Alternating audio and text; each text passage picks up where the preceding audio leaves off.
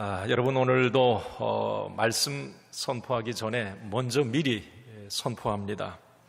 잘못된 것, 안 좋은 것들은 그리스도와 함께 죽고 좋은 것으로, 복된 것으로 다시 살아나기를 바랍니다. 이게 복음의 능력이에요. 진짜 복음은 이렇게 복된 변화, 복된 결말을 가져오게 되는 것입니다. 오늘도 말씀을 이제 듣다가 정말 이 복음의 능력을 내가 경험하기를 간절히 원합니다.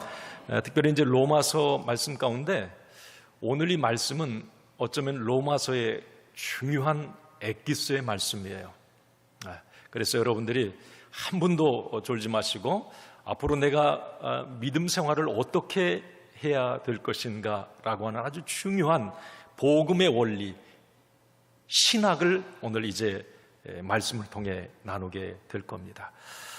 자, 오늘 이제 6장으로 넘어가는데 지난 로마서를 조금 복습을 하고 전 이해를 하고 오늘 말씀으로 좀 넘어가 볼까요?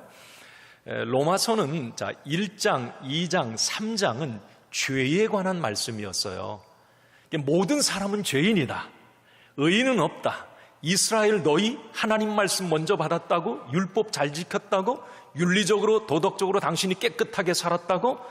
죄인 아니야? 아니다. 모든 인간은 죄인이다.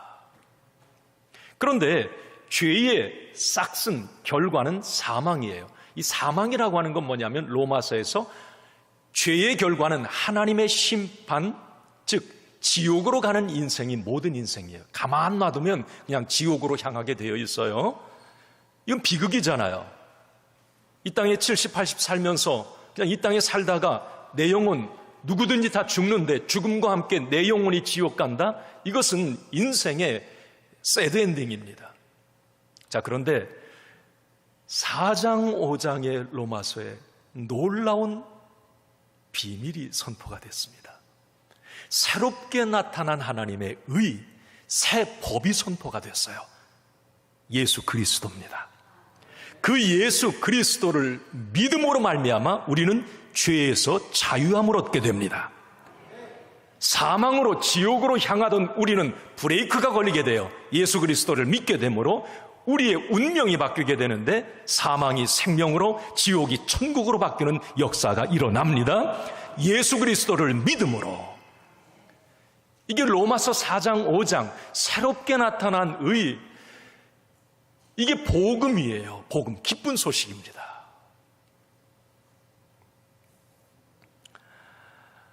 그래서 우리가 예수 그리스도를 제가 이제 4장, 5장 말씀 나누면서 예수 그리스도를 믿음으로 새롭게 나타난 하나님의 의를 믿을 때에 영적으로는 내가 구원과 영생과 천국을 얻게 되고요, 육적으로는 우리가 지난 5장에 구원받은 자의 고유 권한, 특권을 내가 누리게 돼요. 혹시 생각나는지 한번. 우리 구원받은 이 땅을 살아가는 우리가 꼭 이 복을 누리셔야 됩니다. 여러분 예수 믿으면 아멘 합시다. 하나님의 자녀 맞으시죠? 그러면 이 복을 누리라고 그랬는데 제가 4가지를 말씀드렸어요. 하나라도 생각나는 거. 자, 네, 하나님과 화평, 샬롬, 에이레네의 복을 받아야 된다는 거예요. 이게 하나님의 평강이 내게 임하면 내 삶의 불순물이, 하나님의 평강은 능력이거든요. 나도 모르게 푹푹 떠나가지고 끊어지고 제거되는 역사들이 일어납니다. 이게 그리스도의 평강이 내게 임한다. 이건 복이에요.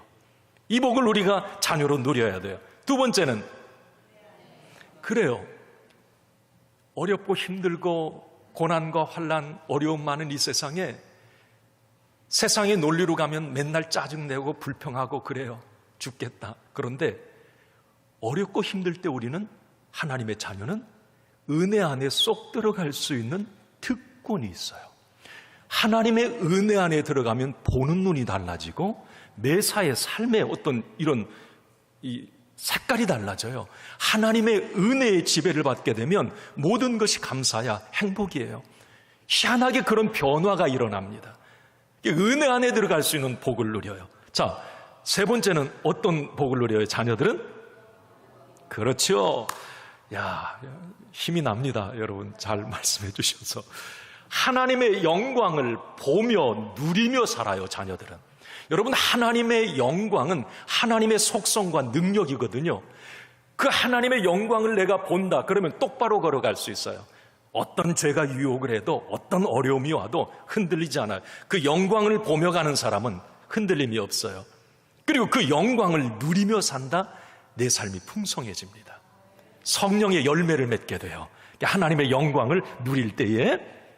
마지막 네 번째, 하나님의 자녀에게는 이런 복이 있어요. 뭐예요? 그렇습니다. 우리가 살면서 환난을 많이 만나요. 고난, 뜻밖의 어려운 일 많이 만나잖아요. 그럴 때 그 환난을 유익으로 바꿔낼 수 있는 특권을 우리에게 주셨어요. 합력하여 선을 이루시는 하나님의 은혜를 경험할 수 있는 그런 은혜. 자, 어쨌든 이제 4장 5장에서 그런 어떤 이제 은혜를 우리가 누리게 된다. 자, 오늘 이제 6장을 시작을 합니다. 자, 로마서 6장, 7장, 8장은 어떤 내용이냐면, 자, 우리가 구원받은 하나님의 자녀로 특권도 누리고 고유 고난도 가지고 이게 살아가게 되는데, 그 하나님의 자녀는 그러면 어떻게 살아야 되는가? 이 땅을. 그냥 내가 구원받았으니까 나는 하나님의 특권 누리고 사니까 그냥 아무렇게나 막 살아도 되는가? 아니에요. 6장, 7장, 8장은 우리 그리스도인의 삶, 구원받은 하나님의 백성들의 삶, 즉 성화 원리에 대해서 말씀을 합니다. 이 성화 원리는 바울의 신학이기도 해요. 그래서 제가 신학적 오늘 말씀이라고도 했고, 자, 이거 한 가지 좀 우리 먼저 말씀 나누고 좀 이어갑시다.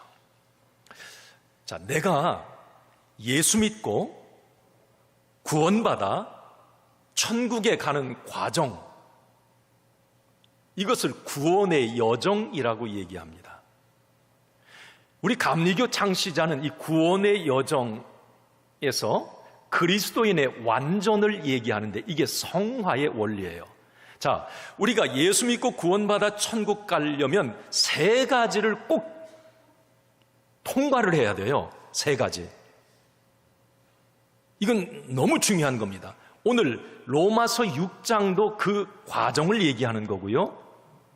자, 그러면 예수 믿고 구원받아 살아가는 우리가 꼭 세 가지를 통과해야 되는데 첫 번째가 뭔가? 한번 읽어봐요. 시작. 이거 크게 한번 해봐요. 시작. 칭의. 예. 이건 로마서 4장 5장에서 제가 계속 말씀드렸어요.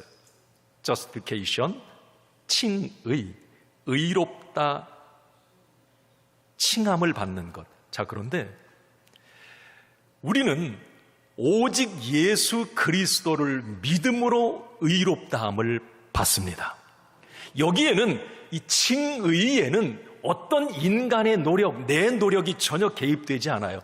믿음으로 의롭다함을 받는 이 칭의는 그래서 하나님의 전적인 선물입니다.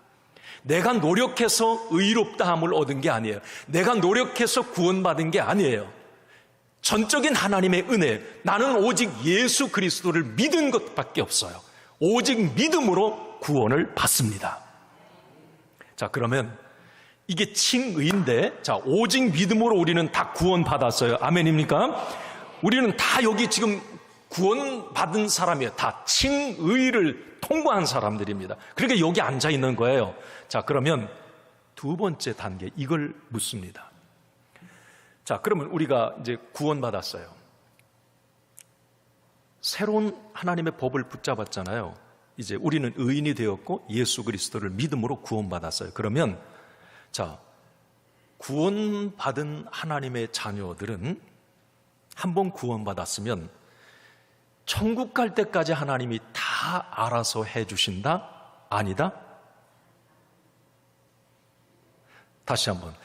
내가 하나님의 자녀예요. 구원받았어요. 나는 칭의를 통과했어요. 그러면 그 다음에는 하나님이 다 다 알아서 해주신다. 죄도 안 짓게 하시고 뭐 그냥 환난 어려움도 쏙쏙 다 피해가게 하시고 뭐 구원과 영생도 때 칭이니까 완전 천국까지 직행이다.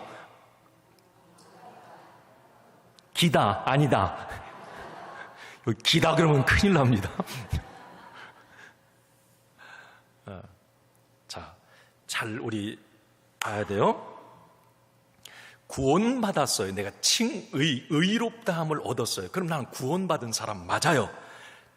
특권이 주어졌습니다. 그러면 구원받은 자의 특권과 함께 반드시 책임이 따라요.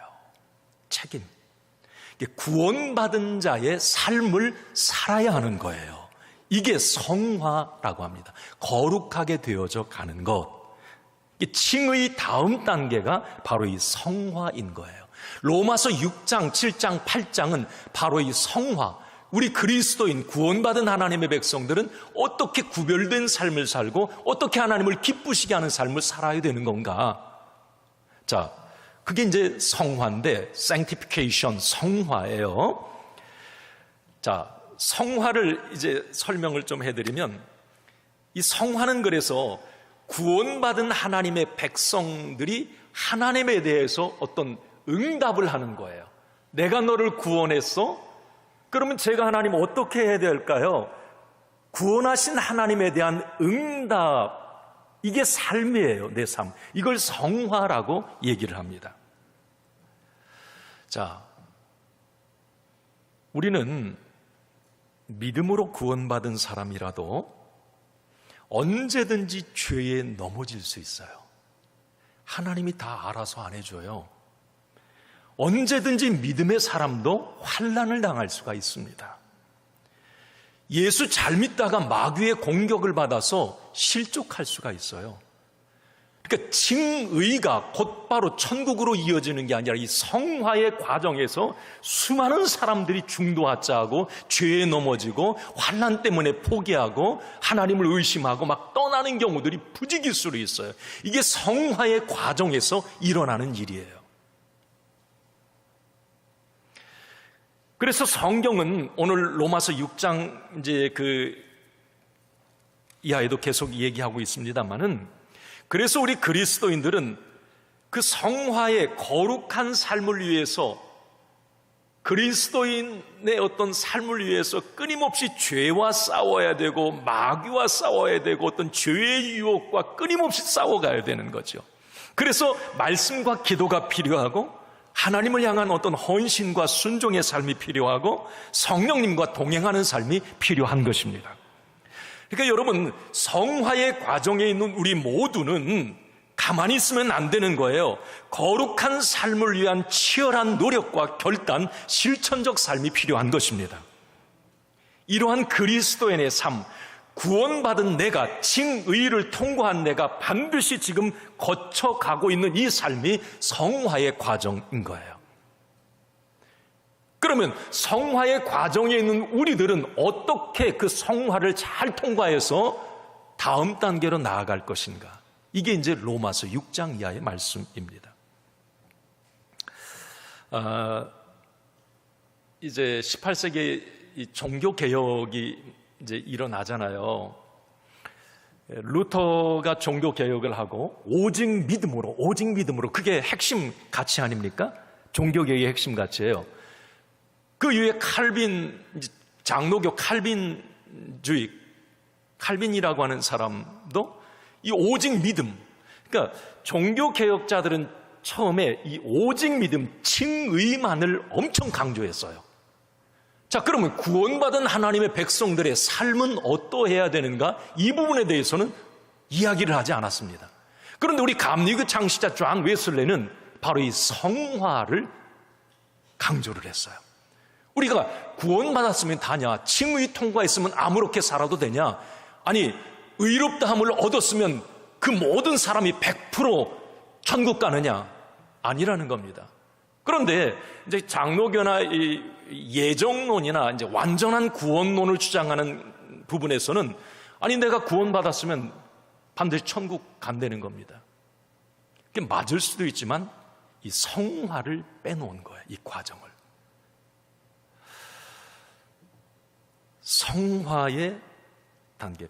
이 생각이 나네요. 자, 여러분 예를 들면 서울대학교에 입학을 한다고 해봅시다. 그럼 입학하고 이제 다니는 과정이 있고 졸업이 있어요. 자, 어렵게 공부해서 서울대에 딱 합격을 했어요. 이 칭의 통과한 거예요. 그 사람은 서울대생이에요. 학생증도 나오고 그 서울대의 어떤 모든 혜택을 다 받을 거 아니에요. 칭의 통과했어요. 자, 그런데 과정이 필요해요. 졸업이라고 하는 영화, 졸업이라고 하는 그 졸업장을 따기까지는 4년, 몇 년의 과정. 이 과정에서 많은 사람이 다른 학교로 전학을 갈 수도 있고, 사고가 나서 죽을 수도 있고, 실력이 안 돼서 그냥 포기할 수도 있고, 이런 일들이 일어나지 않겠습니까? 자, 우리가 칭의 하나님의 구원 받았어요. 그러면 이 땅을 구원받은 하나님의 자녀로 이제 졸업, 저 영화의 단계까지 딱 가서 천국의 삶으로 이어져야 되는데, 그 과정에서 수많은 죄와 싸워야 되고 어려운 환난과 싸워야 되고 넘어야 될 산들이 성화의 과정 속에 많은 거예요. 그래서 성경은 우는 사자와 같이 두루 삼킬 자를 찾는다, 전신갑주를 입어라, 싸워라, 죄와 싸워라, 계속 우리에게 말씀을 하는 거예요. 이건 성화의 과정을 살아가는 우리가 어떻게 살아야 될지에 관한 부분입니다. 자, 마지막 단계가 제가 말씀드렸습니다만 영화예요. 글로리피케이션, 영화. 이 영화는 성화된 사람들이 영화로운 몸을 입고 마지막에 천국에 가게 되는 것이에요. 이 구원이 완성되는 단계가 이 영화예요. 영화. 자, 그러면 한번 이제 처음에 뭐예요? 자, 3가지 잊지 마세요. 처음에 시작. 칭의. 우리는 칭의를 다 통과를 했어요. 자, 2번째. 성화. 우리는 성화의 과정에 있어요. 자, 우리는 나중에 어떻게 돼요? 영화. 근데 이 영화의 단계에 천국에 들어가기까지는 지금 성화의 단계에서 우리는 많은 싸움과 유혹과 어려움을 당하고 이런 과정이 있어요.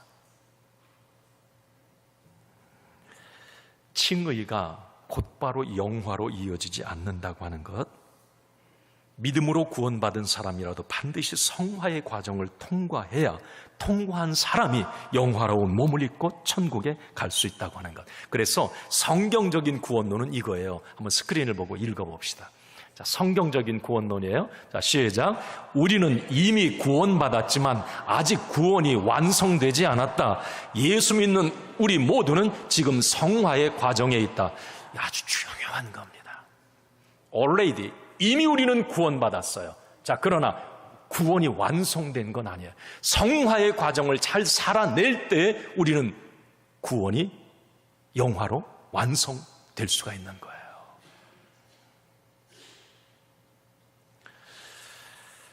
자, 그러면 지금 이제 2번째 이 성화의 단계가 참 중요하겠죠. 우리는 지금 그 과정, 그 순례자의 길을 우리는 걸어가고 있으니까요. 어떻게 살아야 될지. 자, 오늘 로마서 6장, 이제 그리스도인의 삶, 성화에 관한 이야기입니다. 1절, 이런 이야기를 합니다. 한번 봅시다. 시작. 그런즉 우리가 무슨 말을 하리요? 은혜를 더하게 하려고 죄에 거하겠느냐? 자, 은혜를 더하게 하려고 죄에 거하겠느냐? 죄 가운데 살겠느냐? 삶이 성화인데 너 구원받은 네가 계속 죄 가운데 살겠느냐? 자, 그런데 한 가지 여기 중요한 부분이 있어요. 바울이 오늘 1절 말을 한 이유가 있어요. 이 로마서를 쓸 당시에 자꾸 이상한 이야기들을 막 로마에 살고 있는 그리스도인들이 막 해대는 거예요. 무슨 말이냐면, 나 구원받았어. 나 예수 믿고 칭의 단계를 통과해서 나 구원받았는데, 구원받은 사람은 이미 구원받았기 때문에 죄를 져도 되잖아. 아니, 오히려 죄를 지으면 죄가 더한 곳에 하나님의 은혜가 더해진다는데, 아니, 하나님의 은혜를 더 크게 받으려면 죄를 더 많이 져야 되는 거 아니야? 참 유치한 내용이에요. 이것은 우리가 지난 시간에 로마서 5장 20절, 제가 이 부분을 지난 시간에 이번 주에 설명하려고 잘 설명을 안 했어요. 한번 거기 좀 보여주세요. 로마서 5장 20절. 이 부분을 잘못 해석한 거예요. 그 당시 그리스도인들이. 자, 한번 읽어봅시다. 시작. 율법이 들어온 것은 범죄를 더하게 하려 함이니라. 그러나 죄가 더한 곳에 은혜가 더욱 넘쳐나니. 죄가 더한 곳에 은혜가 더욱 넘쳤다? 그래서 은혜가 더욱 넘치기 위해서는 죄를 더 많이 지어야 된다? 바울은 이런 뜻으로 20절을 그렇게 얘기했을까요? 아닙니다. 내용은 이거예요. 바울은 이 이야기를 하고 싶었던 거예요. 그런데 많은 사람들이 그 당시에 오해를 했던 거죠. 오해를 한 게 아니라 구원받고 예수 믿으면서도 죄와 타협하고 적절히 죄에 놀아나고 싶은 자기 합리화였어요, 이게. 그 당시 로마가 세계를 어떤 지배하고 그 당시 사치와 양락과 음란이 로마 문화였습니다. 그런데 예수 믿는다고 그냥 자기만 거룩하게, 아니, 죄와 적절히 타협하고 때로는 그냥 같이 참석도 하고 그러면서 해야 되는 말이, 내가 죄 지으면 하나님의 은혜로 다 사함받는데 뭘 어때? 그냥 죄를 더 많이 지면 하나님의 은혜가 더 많이 오는 거 아니야? 이건 아니죠. 바울은 그런 뜻으로 얘기한 게, 죄가 많은 곳에 은혜가 더해진다. 이것은 이거예요. 여러분, 우리가 율법이 오기 전에는, 율법, 하나님의 말씀이 주어지기 전에는, 자, 도둑질해도 그게 죄인지 몰라요. 간음을 해도 그게 죄인지 몰라. 그냥 양심의 가책만, 뭘 탐내도 그걸 죄인지 모를 수 있어요. 그런데 보세요. 내가 예수 믿으면서 믿음이 생기고 말씀을 늘 보고 읽다 보니까, 아, 이게 죄네? 이것도 죄네? 이것도, 아니, 나는 죄인 중에 큰 괴수네? 몰라? 아우, 나 엄청나게 죄 많이 져.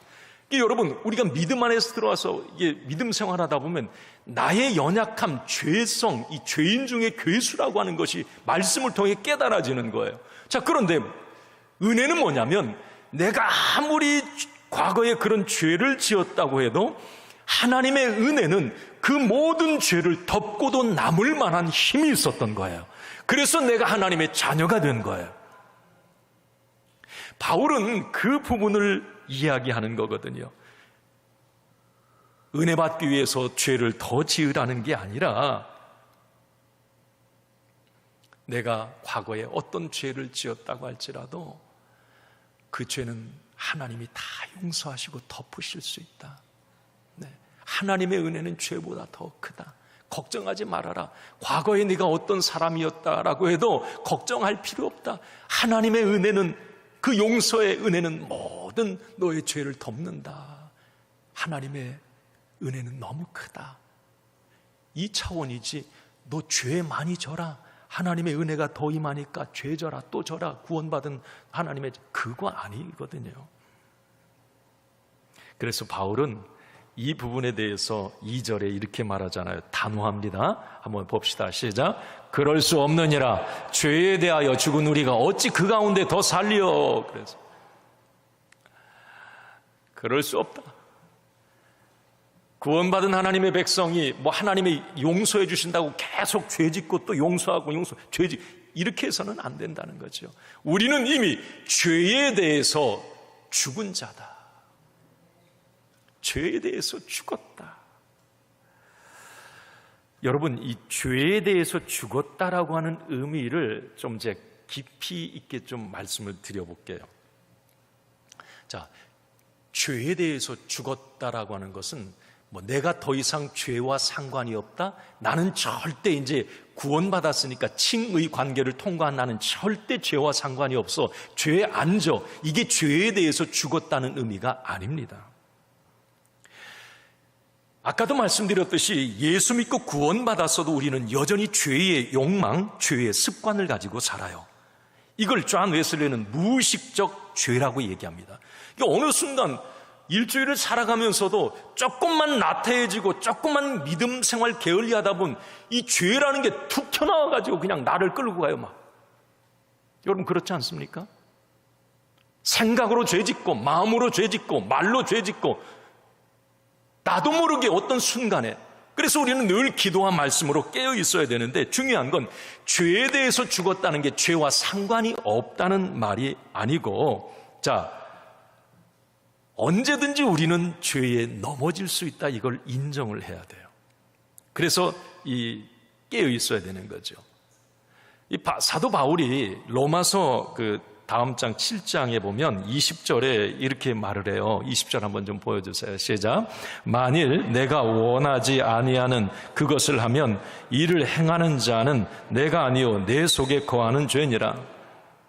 아니, 바울이 우리보다 얼마나 위대합니까? 사도 아니에요. 그런데 본인이 내 속에 죄가 거하고 있다고 얘기해요. 죄의 성이 있는 거예요. 그 죄성이 조금만 믿음 생활 느슨해지면 툭 튀어나와서 죄짓게 하는 거예요. 이게 성화의 과정에 있는 우리 믿음의 사람들이 경험하고 있는 지금 일들입니다. 자, 그러면 죄에 대해서 죽었다라고 하는 건, 그럼 죄 질 수도 있어요. 죄의 유혹에 넘어갈 수 있어요. 이건 인정해야 돼요. 자, 그러면 죄에 대해서 죽었다라고 하는 건 바울은 이 무슨 의미로 우리에게 이 얘기를 하는가? 6절을 한번 읽어봅시다. 오늘 본문 6절입니다. 한번 읽습니다. 우리가 알거니와 우리의 옛사람이 예수와 함께 십자가에 못 박힌 것은 죄의 몸이 죽어 다시는 우리가 죄에게 종로로 타지 아니합니다. 우리가 죄에게 뭐 하지 아니하려고요? 종로로 타지 않으려고 한다. 자, 죄에 대해서 죽었다는 말은 그동안 나는 예를 들어서 예수 믿기 이전에, 구원받기 이전에 칭의 전 단계에서는 마귀의 종이 되어, 죄의 종이 되어 질질 끌려다니는 인생이었어요. 마귀의 어떤 종로로 탈 수밖에 없는, 그러면서도 양심의 가책도 느끼지 못하고 그냥 이게 죄인지 아닌지도 모르고 그냥 살았어요. 자, 그런데 내가 예수 믿고 칭의의 단계를 통과해서 구원받은 하나님의 자녀가 되고 말씀을 듣게 되면서 예수의 생명이 내 안에 들어오고 나는 거듭나 새 사람이 되었습니다. 그러면 이제 옛사람은 마귀의 지배에 받아 죄에 끌려다녔지만 이제 나를 지배하는 정권이 바뀌어버린 거예요. 예전엔 마귀였다면 이제 하나님의 통치를 받는 사람이 된 거예요. 하나님의 자녀가 된 거란 말이죠. 이것을 로마서 5장 21절 지난 시간에 의의 종이 되었고 은혜의 종이 되었다, 이렇게 말을 합니다. 나는 그런 사람이 되었어요. 내가 죄에 대해서 죽었다, 이것은 나의 통치자가 바뀌었다는 거예요. 이걸 쉽게 말하면 나는 이제, 예전에는 마귀가 야 인마 너 따라와, 그럼 얘 질질 끌려다녔다면 이제는 그 죄와 마귀에 대해서 저항을 할 수 있고 불복종을 할 수 있는 더 큰 권세와 능력이 내게 주어진 거예요. 갑자기 그 생각이 나네. 예수 안 믿는 사람 귀신이 해코지하고 끌려다녀요. 막 귀신이 무섭잖아요. 막 마귀가 무서운 거예요. 너 자식한테 뭐하고 그러니까 질질 끌려다녀요. 그런데 하나님의 자녀, 나를 지배하는 정권이 바뀌었어요. 하나님이 나를 지배해요. 더 이상 무섭지 않은 거예요. 명령하는 거예요. 야 인마 네가 뭔데? 더러운 귀신아 떠나가라. 예수님의 그 모습이잖아요. 우리에게 그런 권세가 주어진 거예요. 네. 죄에 대해서 죽었다라고 하는 것은 이 정권이 바뀌었어요. 그런데 자, 중요한 것 하나는 이 정권이 바뀌었어도 계속적으로 이 죄성은 내게 남아있어서, 아까 사도 바울이 말하는 것처럼 죄성은 내 안에 있어서 이 죄의 게릴라들은 정권이 바뀌었어도 호시탐탐 누리고 있다 그냥 어느 순간에 공격을 해요. 이게 성화의 과정에 있는 우리가 경험하는 일이에요. 자, 좀 이게 쉽게 제가 예를 한번 들어볼게요. 우리가 이제 1950년 6.25가 일어나고 이제 결국은 남한, 북한 38선으로 이렇게 나누게 되었잖아요. 자, 그러면 저 북한은 공산주의자들이 이제 다 가게 되고 사회주의자. 자, 우리 남한은 이제 민주정권이 들어서게 됩니다. 대통령이 들어서게 되고. 자, 그런데 우리 남한의 그 당시에 아직도 공산주의자, 사회주의를 칭송하는 그런 좌익들이 곳곳에 숨어 있었어요. 게릴라처럼. 소백산맥, 태백산맥, 지리산, 빨치산이라고 그러잖아요. 예. 조선인민유격대의 이 빨치산이. 그런데 그들은 우리나라 이미 정권이 바뀌어서 민주정권이 들어섰지만, 민주주의 국가였지만, 그들은, 좌익들은 끊임없이 곳곳에 숨어서 우리 남한을 전복하려고 했고, 후방을 교란시켰고, 민간인을 학살했어요.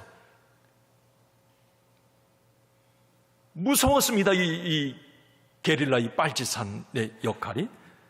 자, 다시 말하면 그들은 우리 남한에서 더 이상 이 통치자가 바뀌었기 때문에 그들은 저기 공산주의로 가면 뭐 대우받고 하지만, 자, 이미 우리나라에서는 힘을 잃은 거죠. 영향력, 지배력이 사라졌어요.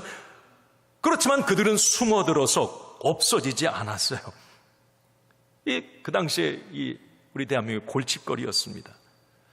자, 제가 이 이야기를 지금 끌어와서 말씀을 드리는 것은 오늘 말씀이 바로 그 부분이에요.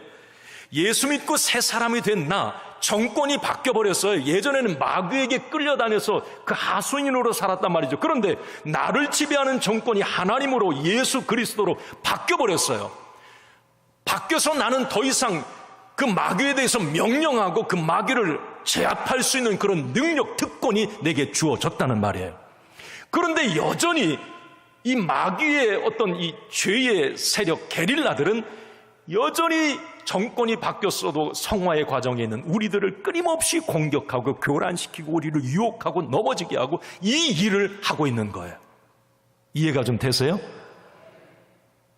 안 되시면 또 다른 설명을 하고. 내가 쉽게 설명을 하려고 이게 좀 이 로마서가 이게 상당히 좀 교리적인 부분인데 너무 중요한 부분이에요. 어려워도 제가 쉽게 좀 뭘 설명하려고 자꾸 이해도 되는 거예요. 그래서 우리 믿음의 사람들은, 성화의 과정에 있는 사람들은 틈만 나면 나를 무너뜨리고 나의 영혼을 학살하기 위해서 우는 사자처럼 호시탐탐 나를 노리고 있는 그 마귀, 어둠의, 죄의 세력들, 때로는 달콤함으로, 때로는 두려움으로 우리를 위협하는 그 어둠의 영들. 그래서 우리는, 성경은 늘 이런 권면을 합니다. 분별력을 가져라, 늘 깨어 있어라, 기도와 말씀으로 무장해라. 그래야 성화의 과정에 있는 내가 죄의, 마귀의 게릴라들한테 끌려가지 않는다. 이게 성경이에요. 계속. 오늘 로마서 6장 이하에 이제 사도 바울도 이 부분에 대해서 계속 말씀을 하고 있습니다. 자, 그러면 구원받은 우리, 이제 성화의 과정에 있는 우리, 구체적으로 어떤 사람인가 우리는? 바울이 너는 이걸 성화의 과정, 영화의 단계까지 내가 무난히 가기 위해서는 이걸 꼭 늘 외치고 각인하고 선포해라. 그걸 주문합니다. 그게 오늘 말씀이에요. 성화의 과정에 있는 당신들이요, 절대 죄의 게릴라, 마귀의 게릴라에게 당신 영혼 빼앗기지 않기 위해서, 천국에 가기 위해서 꼭 이걸 당신은 계속 암송하고 묵상하고 스스로 선포해라, 확인해라. 그 첫째가 한번 보여주세요. 같이 한번 읽어봅시다. 시작. 자, 저기다 이제 나는 이렇게 해봐요. 시작. 다시 시작. 가로 안에 의미는 그거예요. 나는 죽은 사람이다. 시작. 이건 좀 작아졌네. 안 죽고 싶은가 봐요. 아니, 걱정하지 마세요. 여러분, 몸이 죽었다는 게 아니라 이 영적 의미예요. 나는 죽은 사람이다. 시작. 자, 오늘 3절, 4절을 한번 좀 보여주십시다. 읽어봅시다. 시작. 무릇 그리스도 예수와 합하여 세례를 받은 우리는 그의 죽으심과 합하여 세례를 받은 줄을 알지 못하느냐? 그러므로 우리가 그의 죽으심과 합하여 세례를 받음으로 그와 함께 장사되었나니 이는 아버지의 영광으로 죽은 자 가운데서 살리심과 같이 우리로 또한 새 생명 가운데서 행하게 하려 함이니라. 저 3절 4절은 세례 이야기를 하는데 이 세례가 뭐냐? 계속 세례 3절 계속 얘기를 해요. 그러면서 이 세례는 죽음이다. 죽는 거다. 그렇게 얘기를 합니다. 계속 죽으심 계속 장사되었다. 세례, 우리가 세례를 받았다. 이것은 나의 옛사람, 죄에 대해서 나는 죽은 사람이다. 이 의미인 거죠. 자, 우리가 여러분 세례, 여러분들은 침례 받아보신 분 계세요 여기? 계시는구나. 원래 침례가 이게 진짜 세례를 받는 거예요. 우리는 이제 요즘에 그냥 약식으로 제가 물 이렇게 해서 우리 대부분 이제 기독교는 그렇게 하잖아요. 근데 침례교단 같은 경우 뭐 이제 그냥 머리 끝까지 푹 집어넣잖아요. 여러분 이게 헬라어로 밥티조라고 그래요. 이 세례를 잠긴다, 죽는다는 의미거든요. 여러분 한번 보세요. 물 속에 머리 끝까지 푹 들어가면 숨 쉬어요, 못 쉬어요? 이게 너 죽은 거야. 그래도 목사님이 은혜로 와서 그냥 좀 이따 바로 나오게 하잖아요. 너 나오지 마, 그냥 계속 죽어. 이러고 있으면 한 5분 되면 죽어요. 그러니까 그거예요. 세례를 받는다고 하는 건 물속에 쑥 들어가는 건데 나 죽었다. 이건 뭐냐면 나의 옛사람은 죽었다. 나는 더 이상 마귀의 지배를 받지 않는다. 나는 하나님의 자녀가 되다. 그러면서 물속에서 확 나오죠. 이거 사는 거예요, 다시.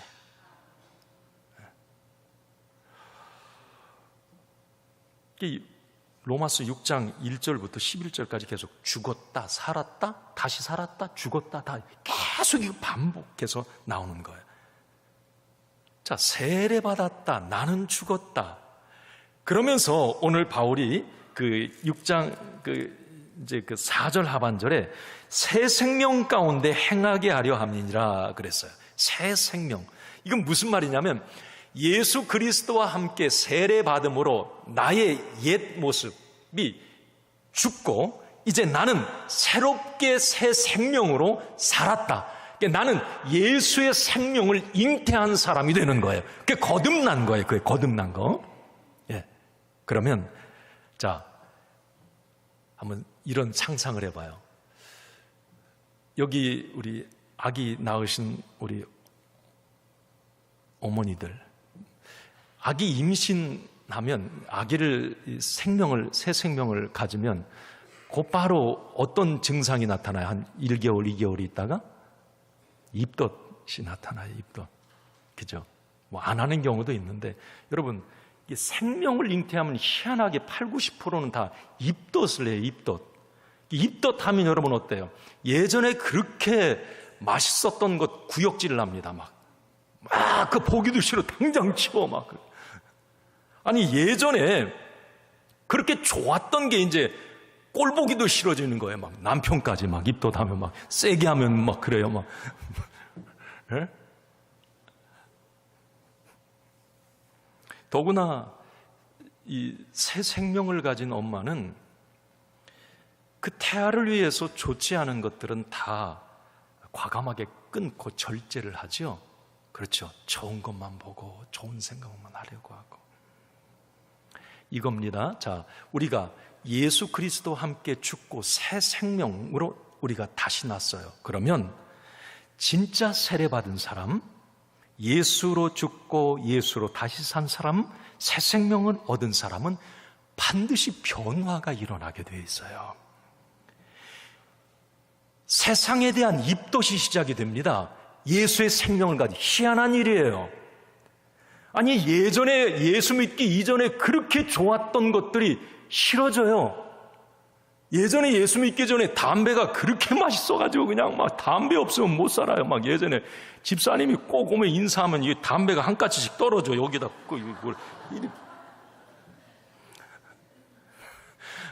그러면 예수 믿고 새 생명을 잉태하면 이 세상에 대한 입덧이 시작되면서 보기도 싫어지는 거 희한한 일이에요.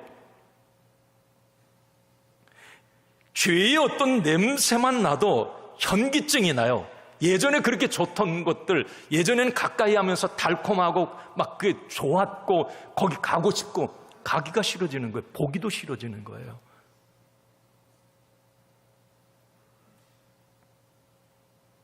모든 것을 절제하지요. 보는 것, 먹는 것, 행동하는 것, 말하는 것까지도. 이게 예수 그리스도의 새 생명자.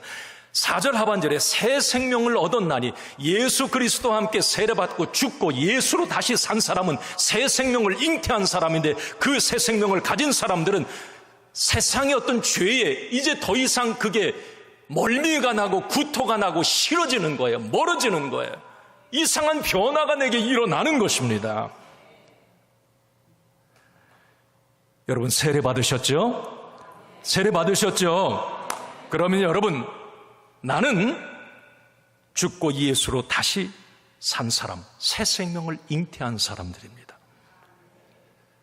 세상에 대해서 어떤 입덧이 나타나야 되는 거예요.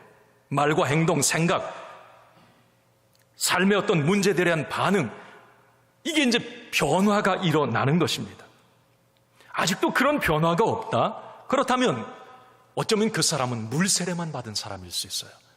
아니 예수 믿은 이후에도 뭐 남들 그냥 막 죄짓고 하는 게 좋아 보이고 하나 거기 껴줘 막 그렇게 하고 싶고 막 하고. 여러분 이것은 성령 세례를 못 받은 거예요. 새 생명이 거기 안에 잉태하지가 않은 거예요.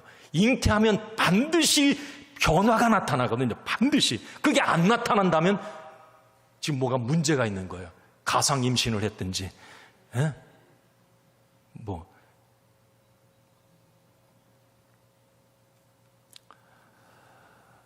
마지막으로 이 부분이에요. 구원받은 우리는 어떤 사람인가? 2번 읽고 정리합니다. 이거 여러분 계속 선포하세요. 나는 죽었다, 세례받았다. 그리고 또 하나. 시작. 다시 산 사람이다. 따라합시다. 나는 그리스도와 연합한 사람이다. 나는 다시 산 사람이다. 아멘입니까? 5절을 한번 좀 읽어봅시다. 5절. 시작. 만일 우리가 그의 죽으심과 같은 모양으로 연합한 자가 되었으면 또한 그의 부활과 같은 모양으로 연합한 자도 되리라. 아멘. 예수 믿고 구원받았다는 것은 이겁니다. 내가 그리스도와 연합한 사람이 되었다는 거예요. 하나가 되었다는 겁니다. 패밀리가 되었다는 거예요. 예수 그리스도와 운명 공동체가 된 것입니다. 그래서 여러분 이게 그리스도와의 연합되었다. 내가 그리스도와 연합되었다. 이건 복 중의 복이에요. 왜냐하면 예수 그리스도의 그 능력이 연합되었기 때문에 나의 능력이 되고 예수 그리스도의 그 십자가의 엄청난 능력이 나의 능력이 되고 나의 은혜가 되는 거예요. 이게 연합의 신비입니다. 하나 된 사람에게는 똑같은 능력이 전이가 되는 거예요.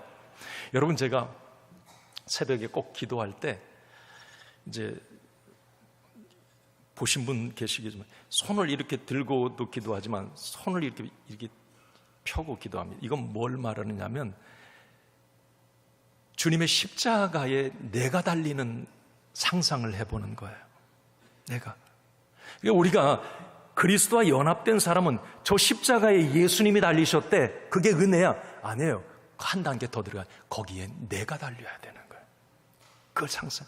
하루를 시작할 때도 주님, 그 십자가에 나의 어떤 죄의 성, 이 죄의 습관들이 못 박히게 해주세요. 그리고 하루를 살아갈 때 그 십자가에서 다 이루신 놀라운 승리와 그 부활의 영광과 그 능력이 나의 능력이 되게 해 주시옵소서.